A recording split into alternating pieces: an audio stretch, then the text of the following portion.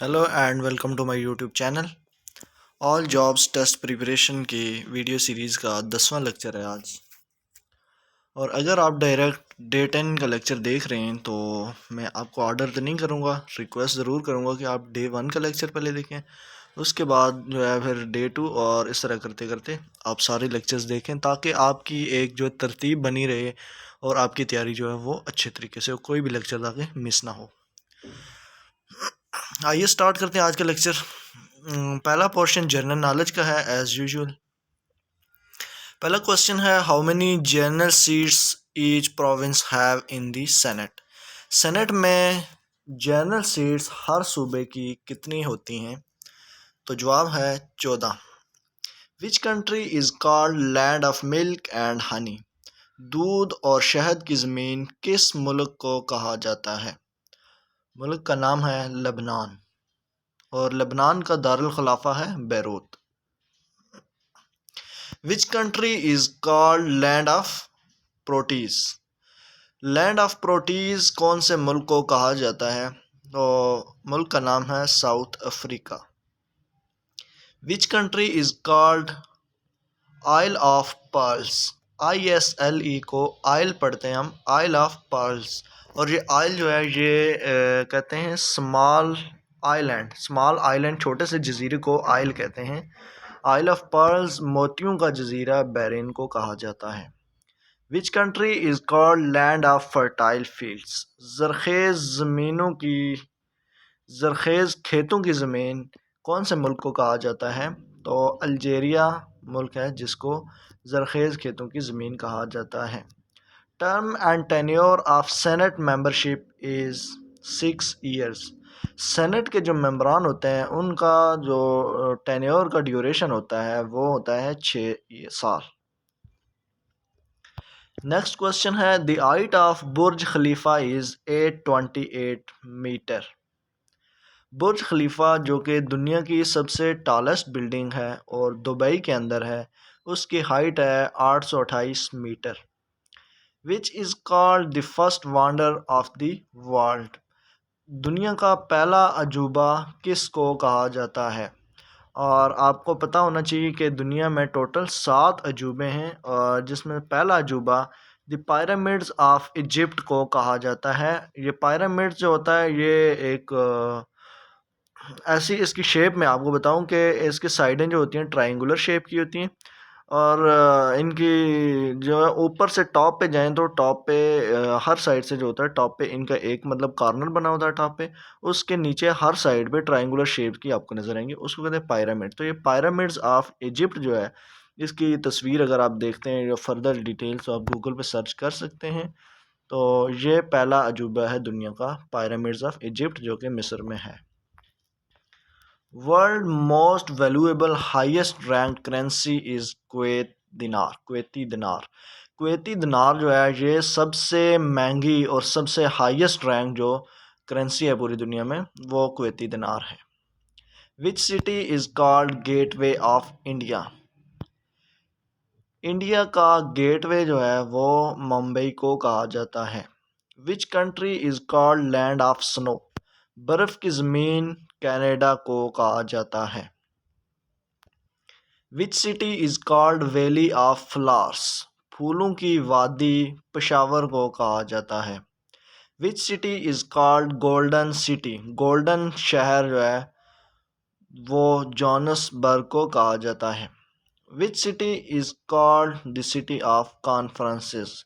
Conferences का शहर Geneva को कहा जाता है क्योंकि जिनेवा में जो होती है सबसे ज़्यादा कॉन्फ्रेंसेस होती हैं।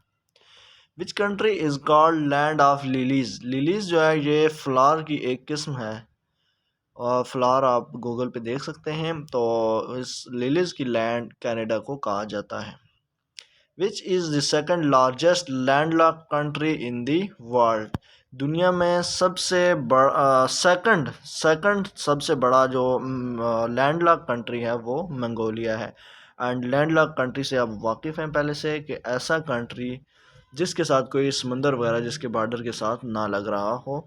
तो ये सेकंड लार्जेस्ट मंगोलिया है और फर्स्ट लार्जेस्ट हम ऑलरेडी पढ़ चुके हैं कि first largest is Kazakhstan.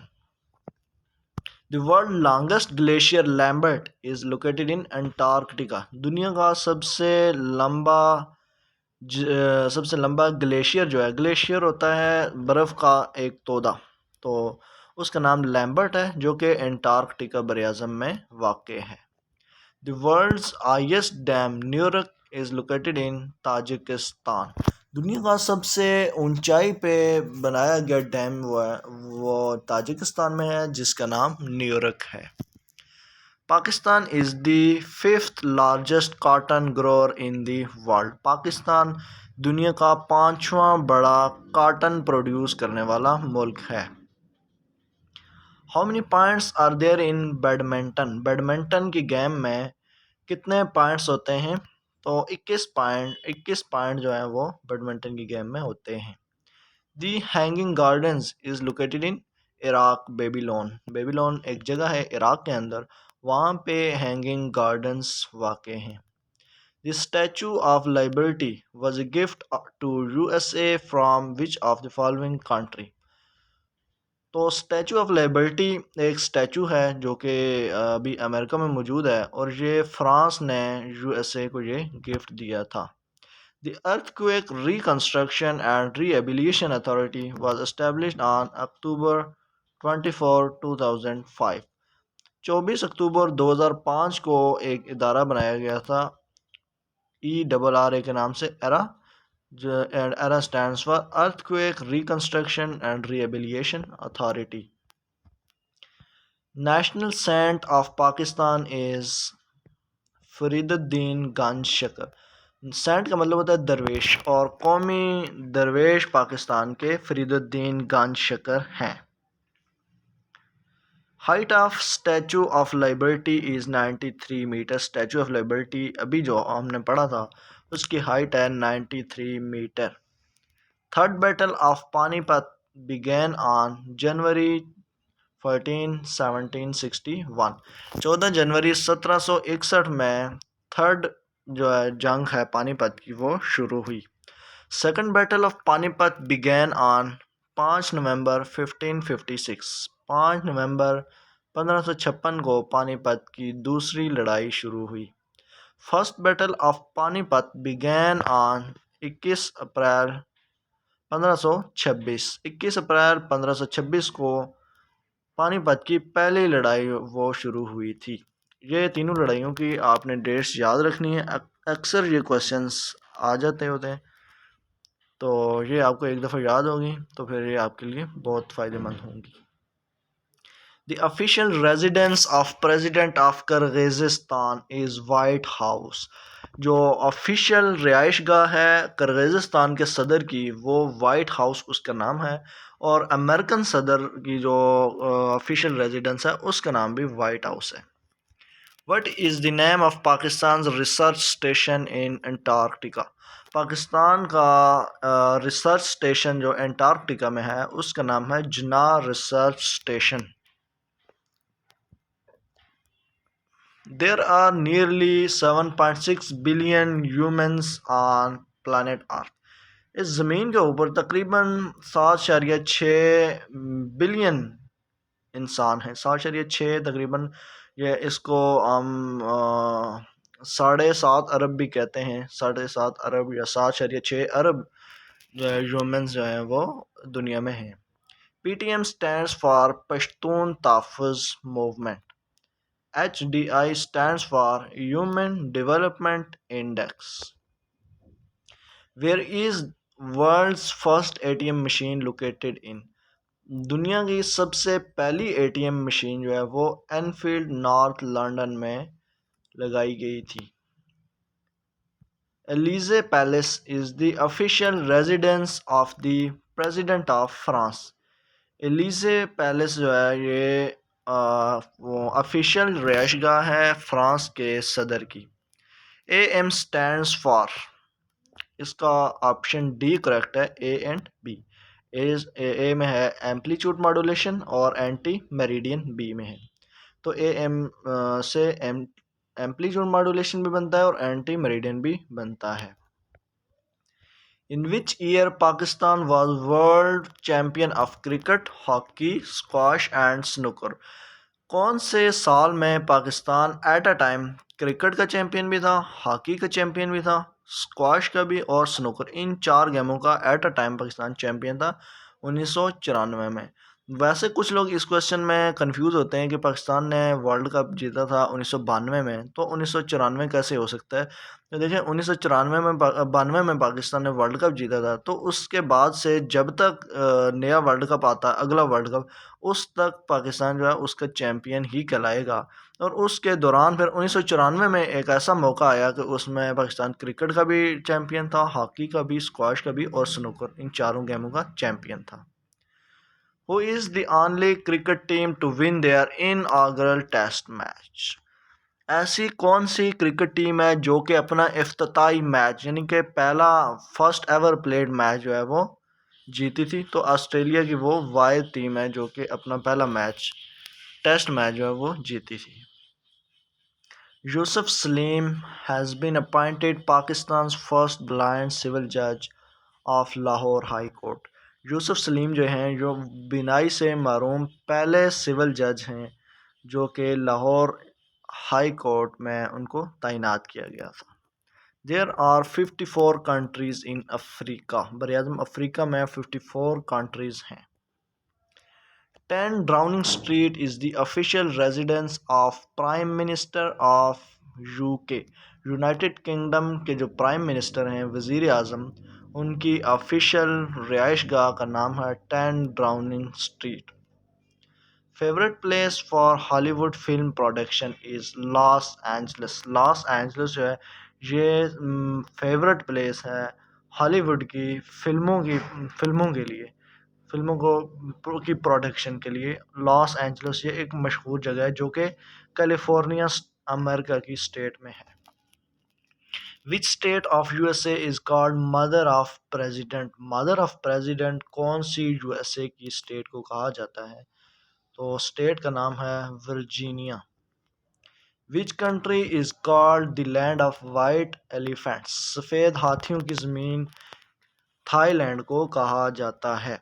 Which country is called rainbow nation. Rainbow nation कौन से मुल्क को कहा जाता है, साउथ अफ्रीका को रेनबो नेशन कहा जाता है। रेनबो जैसे कि आपको पता है 7 कलर होते हैं रेनबो में, तो इसका मतलब यहाँ पे ये हुआ कि साउथ अफ्रीका में मुख्तलिफ़ किस्म के, मुख्तलिफ़ रंग व नस्ल के लोग रहते हैं और उनको उनकी हर तरह से उनको आज़ादी दी जाती है, यानी कि कोई भी वहाँ पर नस्ली इम्तियाज़ उनके दरमियान में नहीं है। इस वजह से साउथ अफ्रीका को रेनबो नेशन कहा जाता है।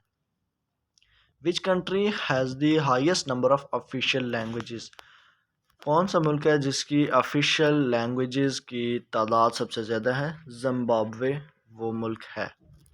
What is archipelago. आर्कीपेलागो जो है इस पे हम ऑलरेडी बात की है हमने किसी लेक्चर में कि ए ग्रुप ऑफ इंटरकनेक्टेड आइलैंड्स, एक ऐसा ग्रुप जो आप ग्रुप ऑफ जजीरों का ग्रुप जो कि आपस में जुड़ा हुआ हो उसको आर्कीपेलागो कहते हैं।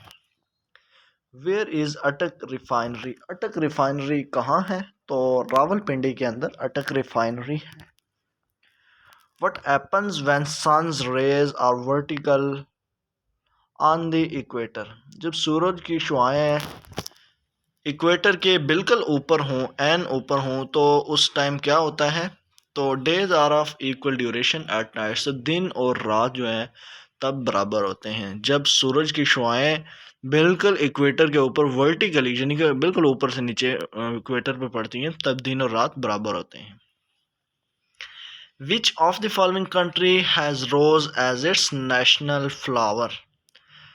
रोज़ जो है गुलाब का फूल, ये कौन से कंट्री का नेशनल फूल है, जो और कंट्रीज़ उसमें आते हैं ईरान, यूएसए और यूके। ये 3 कंट्री जो है, इन तीनों का नेशनल फ्लावर जो है वो रोज़ है।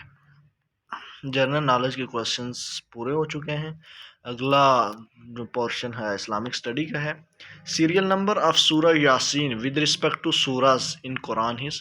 कुरान मजीद में पहले पारे से लेके आगे जो सूरतें शुरू हो रही हैं, इन सूरतों की तरतीब में 36वें नंबर पे सूरह यासीन का नंबर आता है। सूरह हमद इज़ अनदर नेम ऑफ सूरह फातिहा। सूरह फातिहा जो है उसको सूरह हमद भी कहा जाता है। हज़रत उस्मान खिलाफत पीरियड वाज 12 ईयर्स, 12 साल जो है हज़रत उस्मान ने खिलाफत की है। Hazrat Umar was caliph for 10 years, और 10 साल हज़रत उमर रज़ियल्लाहु ताला अन्हु की खिलाफत का दौरानिया है। और यहाँ पे अभी लिखा हुआ नहीं है, लेकिन अबू बकर रज़ियल्लाहु अन्हु की खिलाफत के दौरानिया 2 साल का है, और हज़रत अली रज़ियल्लाहु ताला अन्हु का 5 साल का दौरानिया है खिलाफत का। वेयर डज जन्ना लाइज, हेवन जो है वो कहाँ पे है? तो जवाब है अंडर मदर्स फीट, माँ के पाँव के नीचे जन्नत है। गज़वा विदा was fought in first Hijra year, 1 हिजरी को गज़वा विदा लड़ी गई थी। Uhud is located near Medina, Uhud जो है जहाँ पे जंग ओहद लड़ी गई वो मैदान जो है वो मदीना के करीब है। और नेक्स्ट क्वेश्चन है Uhud is 3 miles from Medina, और ओहद जो है ये मदीना से 3 मील के फासले पर है। The first revealed book was तौरात, तौरात जो है ये सबसे पहली नाजुल होने वाली किताब है, और तौरात जो है ये हज़रत मूसा अलैहिस्सलाम पर नाजिल की गई थी। Animals are routinely sacrificed on Eid al-Adha in memory of sacrifice of Prophet Ibrahim al-Islam and Prophet Ismail al-Islam। जो ईद अल अज़हा के मौके पर कुर्बानी की जाती है वो इब्राहिम अलैहिस्सलाम और इस्माइल अलैहिस्सलाम की याद में की जाती है। When Eid al Azha is celebrated, Eid al Azha कब मनाई जाती है? 10th day of last month of Islamic lunar calendar जिलहज, आखिरी महीना चांद के महीनों का जो साल होता है, इसे इस्लामिक साल भी कहते हैं, उसका आखिरी महीना जो कि जिलहजा का होता है, उसकी 10 तारीख को ईद अल अज़हा मनाई जाती है, या शॉर्ट में कहें तो 10 जिलहज को ईद अल अज़हा मनाई जाती है। What does Eid al Azha means, Eid al Azha का मतलब क्या है? फेस्टिवल ऑफ सेक्रीफाइस, कुर्बानी का त्यौहार मतलब है ईद अल अज़हा का। What is the name of 21st पारा ऑफ होली कुरान, 21वें पारे का नाम है उतलु मा ऊहिया। What is the name of 22nd पारा of holy Quran, holy Quran के 22वें पारे का नाम है वमन यकनुत। What is the name of 23rd पारा ऑफ होली कुरान, वमाली। वमाली 23वें पारे का नाम है। इसके आगे 24 से लेकर 30 तक हम ऑलरेडी कर चुके हैं। अभी उम्मीद है कि 21 से लेकर 30 तक जो है ये पारे, इनके नाम आपके पास आ गए होंगे, क्योंकि ये अक्सर पूछे जाते हैं और अक्सर लोगों को नहीं पता होता। ये आपने याद कर लेना। इसी तरह जो बकिया हैं पहले से लेकर 20वें तक, वो भी हम थोड़े थोड़े करके याद करेंगे। Hajjaj bin Yusuf was the governor of Iraq, Iraq के गवर्नर थे हज्जाज बिन यूसुफ, और हज्जाज बिन यूसुफ ने कुरान मजीद में वावल्स लगाए थे जिन्हें एराब कहते हैं। द लास्ट बो, या सजदा भी जिसे कहते हैं, of holy Quran is in which Surah, सूरह अलग के अंदर आखिरी सजदा है। सजदा तिलावत जिसे कहते हैं, ये आखिरी सजदा तिलावत सूरह अलग में वाक़ है। और ये जो टोटल सजदों की तादाद है कुरान मजीद में 14 सजदे हैं, और सबसे पहला सजदा जो है ये 9वें पारे में आता है। What was the age of Hazrat Abdul मुत्तलिब, हज़रत अब्दुल मुत्तलिब की एज क्या है? 94 ईयर्स, 94 साल हज़रत अब्दुल मुत्तलिब आप सल्लल्लाहु अलैहि वसल्लम के दादा की उम्र है। व्हेन हज़रत अब्दुल मुत्तलिब डाइड, हज़रत अब्दुल मुत्तलिब जो है 571 AD को फोत हुए थे, और यहाँ से आप हिसाब लगा सकते हैं। आप सल्लम 571 AD को पैदा हुए, तो 7 साल के जब आप सल्लम थे जब हज़रत अब्दुल मुत्तलिब वफ़ात पा गए। वेयर इज़ हज़रत अब्दुल मुत्तलिब बरीड, हज़रत अब्दुल मुत्तलिब कहाँ पे दफन है? मक्का में। नेक्स्ट पाक स्टडी का पोर्शन है। Number of districts in Gilgit Baltistan is 14, 14 ज़िले हैं गिलगित बल्तिस्तान में। Who advised Muslims to stay away from all India Congress, Congress से दूर रहने की हदायत जो थी वो सर सैयद अहमद ख़ान ने की थी। मुसलमानों को कहा था कि आप कांग्रेस से दूर रहें। Who convinced Quaid Azam to join Muslim League, Muslim League join करने के लिए कायद-ए-आज़म को मौलाना मोहम्मद अली जोहर ने कन्विंस किया था। Who made Islamabad the capital of Pakistan? Islamabad को अयूब खान ने पाकिस्तान का दारुल खिलाफा बनाया था। When did Khilafat movement come to an end? Khilafat movement जो है, खिलाफत तहरीक, एक तहरीक खिलाफत इसे कहते हैं, 1924 में ख़त्म हुई थी। When the Qadianis, Ahmadis, Mirzais were declared non-Muslim? कादियानियों, अहमदियों और मिर्ज़ाइयों को कब गैर मुस्लिम करार दिया गया? 1974 में। In which province Saif ul Malook lake is situated? Saif अल-मुलूक झील जो है ये केपी के सूबे में वाक़ है। और अगला क्वेश्चन है, in which district of KP के सैफ अल-मुलूक इज सिचुएटेड? तो डिस्ट्रिक्ट मानसरा में सैफ अल-मुलूक झील वाक़ है। Iqbal served as lecturer of what subject in Oriental College Lahore? Lahore के ओरिएंटल कॉलेज में अल्लामा इकबाल बतौर फ़िलासफ़ी के लेक्चरार भी उन्होंने फ़राइज़ अपने सर अंजाम दिए। Quaid-e-Azam presented 14 points to the counter a move which was that? कहते हैं कायद-ए-आज़म ने जो 14 नकात दिए थे वो नेहरू रिपोर्ट के जवाब में उन्होंने अपने 14 नकात पेश किए थे। अगला portion, everyday science. Animal without red blood cells is earthworm? Earthworm जो कीड़े मकोड़े हैं वो, उनके अंदर रेड ब्लड सेल्स नहीं होते, यानी कि खून नहीं होता उनमें। Which of the following planets have no moons? कौन सा ऐसा सियारा है जिसका कोई चांद नहीं है? तो वेनस जो है, वेनस का कोई चांद नहीं है, और वेनस को मोस्ट ब्राइटर स्टार भी कहा जाता है। सबसे ज़्यादा चमकता हुआ सियारा चमकता हुआ वेनस को कहा जाता है। The human eye forms the image of an object at its retina. Retina आँख के अंदर एक जगह है, आँख के अंदर जो ब्लैक कलर की, उसको रेटिना कहा जाता है। तो इंसान जब देखता है उसका किसी सामने वाली चीज़ का जो इमेज है, तस्वीर है, वो रेटिना के ऊपर बनती है। Which is the biggest star in the universe? कायनात के अंदर सबसे बड़ा सितारा UY स्कूटी नाम है उसका। Corona disease is a infectious disease. देखें, डिजीज़ के और भी टाइप्स हैं, जैसे कि लिखा हो डेफिशिएंसी डिजीज़, किसी चीज़ की कमी की वजह से होना। हेरिडिटेरी डिजीज़, किसी ये नस्ली बीमारी होती है, किसी एक नस्ल से दूसरी में मुंतकिल होता है।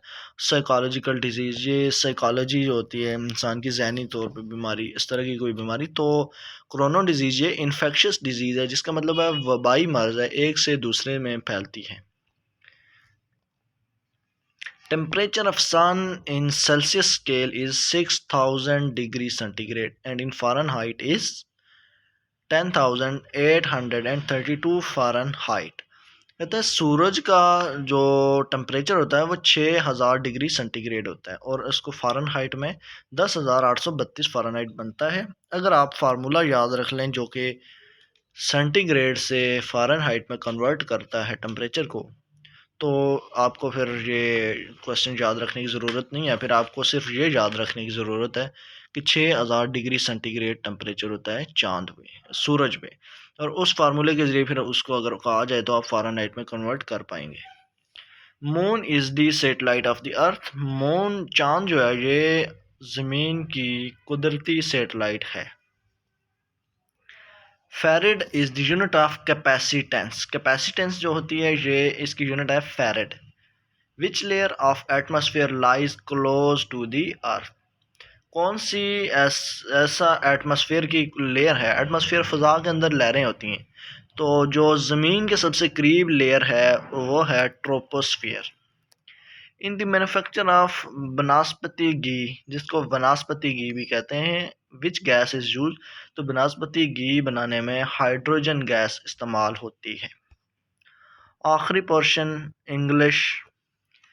Synonym of prevalent is wide spread? Wide spread जो है ये सिनोनिम है प्रेवलेंट का, और जिसका मतलब होता है वाइड स्प्रेड से आपको आइडिया हो गया होगा, जिसका मतलब है कि बहुत ज़्यादा फैला हुआ। तो कोई भी चीज़ जब फैल रही हो, उसको बहुत ज़्यादा स्प्रेड हो रहा हो, तो उसको हम प्रेवलेंट भी कह सकते हैं, वाइड स्प्रेड भी कह सकते हैं। Synonym of drizzle is sprinkle. Drizzle और स्प्रिंकल एक ही मतलब है दोनों का, और इनका मतलब होता है किसी चीज़ को छिड़कना, कोई चीज़ छिड़कना। जिस तरह बूंदाबांदी होती है, ऐसे वो ऊपर से कतरे आके ज़मीन पे गिरते हैं बारिश के, तो उस तरह से किसी भी चीज़ को फव्वारे से एकदम से ऐसे वो पानी के कतरे आके गिरते हैं, तो इस तरह के किसी भी चीज़ को जब वो ऐसे छिड़का जा रहा हो तो उसको स्प्रिंकल या ड्रिजल कहते हैं। Synonym of crucifixion is execution. Execution और क्रूसिफिक्शन का मतलब है किसी भी प्लान को एग्जीक्यूट करना, कैरी आउट करना, उसको प्लान के ऊपर काम करने को क्रूसिफिक्शन कहते हैं। Synonym of copse is thicket. Copse और थिकट जो है, इनका मतलब है स्मॉल ग्रुप ऑफ ट्रीज, दरख्तों का झुंड, दरख्तों का ज़्यादा दरख्तों का झुंड जो होता है, मतलब घने दरख्त एक जगह पे हों, तो उसको कॉप्स कहते हैं या थिकट भी कहते हैं उसे। Synonym of fecund is fruitful. Fecund और फ्रूटफुल का मतलब है कि फ़ायदेमंद, capable of producing abundance of new growth, यानी कि नई नस्ल को वो कसीर मकदार में उसको पैदा करने की एहलियत रखते हों, तो उसको भी हम कहते हैं ये फ्रूटफुल है, यानी कि आगे जाके इससे हमें फ़ायदा हो सकता है। तो अगर हाईली फर्टाइल का मतलब भी यही होता है कि ज़रखेज़, बहुत ज़्यादा ज़रखेज़ होना। अब एक ज़मीन बहुत ज़्यादा ज़रखेज़ है, उससे हमें बहुत सारी जो है फसल वो हम उगा सकते हैं, तो हम कहेंगे ये ज़मीन जो है ये फेकंड है, यानी कि हमारे लिए फ्रूटफुल है, बहुत फ़ायदेमंद है, इसका आगे जाके हमें बहुत फ़ायदा हो सकता है। Synonym of asperity is roughness. Asperity और रफनेस, रफनेस का मतलब है, रफनेस का मतलब ये होता है कि कोई भी चीज़ रफ होना, वो स्मूथ ना होना, उसको कहते हैं रफनेस या एस्पेरिटी। नेक्स्ट क्वेश्चन है, synonym of savanna is grassland. Savanna का मतलब होता है ग्रास लैंड, ऐसी ज़मीन जिसके ऊपर घास हो, उसे कहते हैं savanna. Synonym of garrulous is talkative. Talkative बातूनी भी कहा जाता है और गैरुलस भी उसका ही सिनोनिम है। Synonym of homage is show of respect. किसी को इज्जत शो करना, उसको होमेज भी बोला जाता है। Synonym of सरमाइज is a gas. एक गैस, एक आइडिया लगाना, गैस लगाना, उसको सरमाइज भी कहते हैं। उम्मीद है आपको समझ आई होगी, आपने लेक्चर एंजॉय किया होगा और आपको जो है वीडियोज़ का फ़ायदा हो रहा होगा। उम्मीद करता हूँ आप ऐसे ही तैयारी जारी रखेंगे और ये आपके लिए बहुत हेल्पफुल होगा। अगर आपने अभी तक चैनल को सब्सक्राइब नहीं किया तो वो आप सब्सक्राइब ज़रूर कर लें और बेल आइकन को दबा दें, क्योंकि जब भी नई वीडियो अपलोड होगी तो आपको नोटिफिकेशन आ जाएगा। अपना बहुत सारा ख्याल रखिएगा, मिलते हैं बहुत जल्द अगली वीडियो में।